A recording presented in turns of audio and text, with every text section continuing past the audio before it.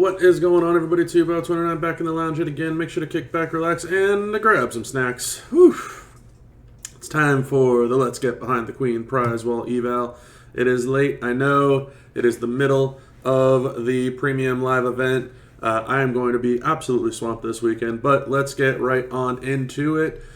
We have the Chelsea gear, which, I mean, it's still Chelsea. It's a fantastic gear, but it's not going to make or break her. We have the Ring Royalty skill plate, brand new skill plate. It is the Wild Card Rumble plate is how I will be referring to it moving forward. Actually, I'm just now realizing my audio is not getting picked up per normal, so I apologize. Hopefully that fixes my audio there. The Ring Royalty is the Wild Card Rumble plate. So destroy 30 gems, make 30 Wild Card gems. Pretty interesting plate. They gave out 100 of them for the top Stipulation Tour leaderboard competitors. I managed to get one from that. So I don't really know that I will be going for a second one. But nevertheless, very, very solid plate.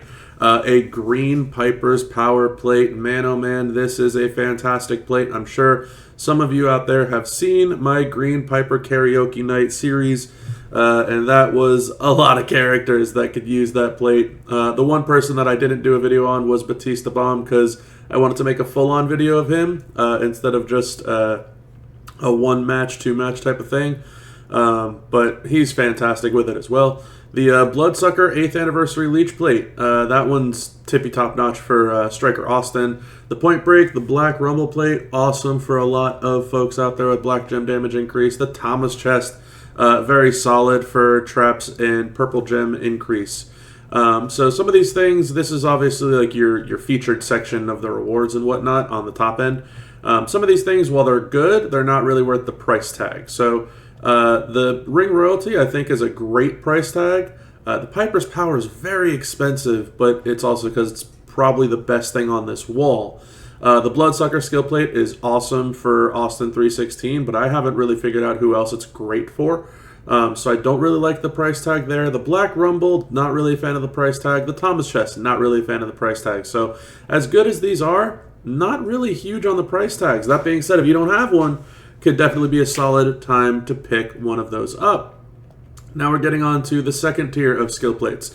The Let Me Talk to You skill plate for the Pyros and Blues. That one's okay, but you have better chances to get one from Feud and things like that, so definitely a no-no on the price tag there. The Chelsea's Entitlement, I don't know why, but they really love paywalling this skill plate. It is not good. It is okay for Chelsea. That's pretty much it. So no, it's not a fantastic skill plate. I don't see why anyone would be spending this much to get it. It seems like a failure of a plate. That being said, the Lion's Gaze skill plate. For those of you that even remember Veer Mahan, this was his skill plate and is a fantastic skill plate if you can manage to get one. If you don't already have one, it is a Drain MP skill plate. Those are always fantastic to have. So whenever you break 4 or more X breaks, you drain 6 MP.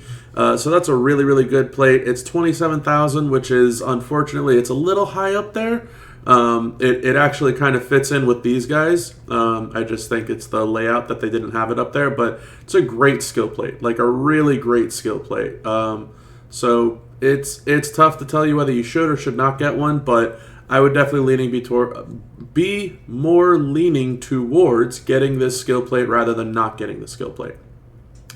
The Penta plate is literally just black gem damage after submissions. That's whatever. It's not the end of the world. I wouldn't bother with it.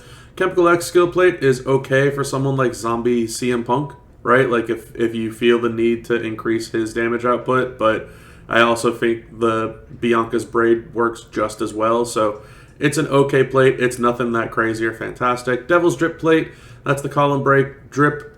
It's okay, very good if you pair it with a Yeet, but you probably have had better chances to get one by now. So I don't know that I would suggest getting one of those when you have so many other available plates on the wall.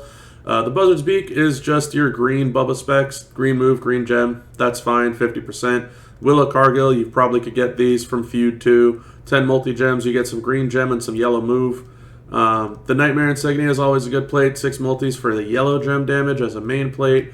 So we got decent plates there. The Glowing Fate is the same thing as the Pentamask up ahead. It's just green damage instead of black damage after a sub.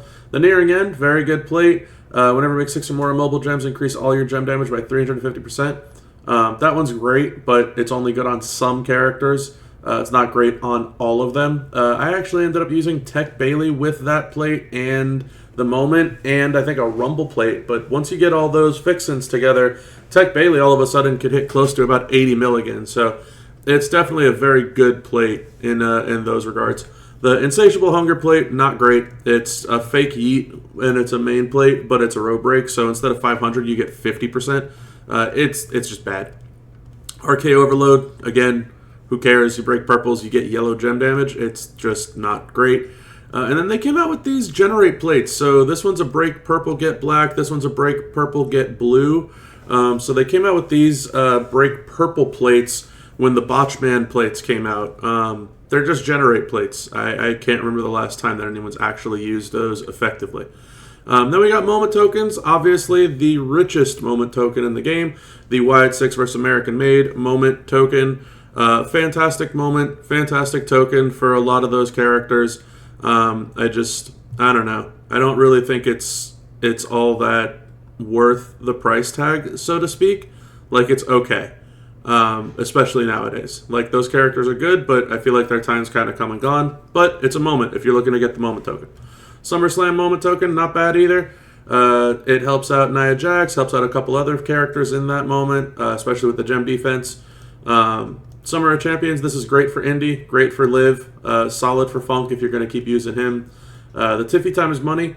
This is probably the cheapest that I've seen this moment token, so not a horrible shout if that's the route that you want to go with it. This was the Dom moment.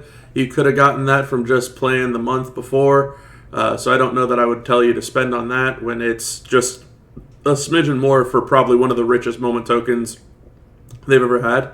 That being said, I don't think this is like a game-breaking moment, but it's good. Loser Leaves Judgment Day moment token, it's okay. The Cena moment token, it's okay. The Cody Rhodes moment, like, a lot of these moment tokens are okay, right? This one's really solid. This one I think is the one that you needed 8 for the characters from that month. Maybe 4, I don't remember the exact number. But long story short, when it comes to moment tokens, go to your roster, see all the characters that you have that you want to get the upgrade for, that you want to boost for, and then pick those up. They're not horrible.